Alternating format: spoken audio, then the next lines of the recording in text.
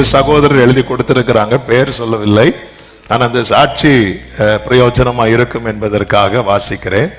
கடந்த மாதம் business prayer meeting நடந்த அந்த மாலையில எனக்கு ஷோல்டர் பெயின் மற்றும் செஸ்ட் பெயினும் லேசாக துவங்கினது. மறுநாள் காலையிலும் அதே வலி இருந்து கொண்டே இருந்தது. ஆனால் அதை நான் பெரிதாக பொருட்படுத்திக் கொள்ளவில்லை. அத்துடன் காலையில ஃபாஸ்டிங் பிரேயருக்கும் வந்திருந்தேன். நேரம் செல்ல செல்ல வலியானது அதிகரித்து கொண்டே இருந்தது.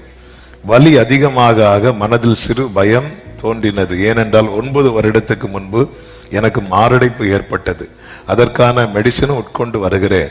அப்போது ஆராதனை வேளையிலே வலி மாறுவதற்காய் ஆண்டவரிடத்தில் செபித்தேன். அப்பொழுது ஆவியானவர் ஒருவரின் முகத்தை அடியனுக்கு காண்பித்து தந்தார். அந்த மனிதரை நான் 10ஆம் தேதி அன்று மாலையில பிசினஸ் பிரேயர் மீட்டிங் முடித்துவிட்டு செல்லும் போது அவரை பார்த்து பேச விரும்பாமல் கடந்து விட்டேன். ஏனென்றால் அவரிடம் பல வருடங்களுக்கு முன்பாக தொழில் ரீதியாக சந்திக்க ஒரு சூழ்நிலை, அதனால உண்டான மனஸ்தாபம், நான் அவரிடத்துல பேசாமல் ஒதுங்கி சென்று விடுவேன்.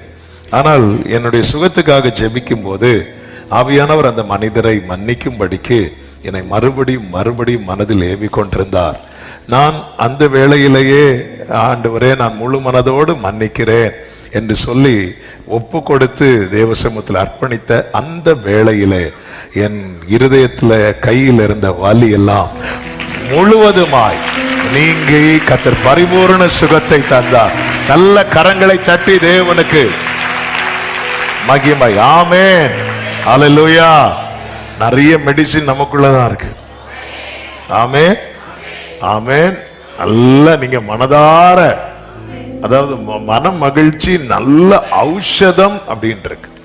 மனசு ரொம்ப சந்தோஷம். அதனாலதான் என் ஜனத்தின் அடிக்காயத்தை நான் குணமாக்கும் நாளில் சூரியனுடைய வெளிச்சம் எப்படி இருக்கும் தெரியுமா? 7 பகலுடைய வெளிச்சம் எப்படி அவ்வளவு பிரகாசமா இருக்கும். இன்னைக்கு அநேகருக்கு பிரகாசமா இருக்க முடியாததுக்கு காரணம் என்னன்னா மனதில் இருக்கிற காயங்கள்.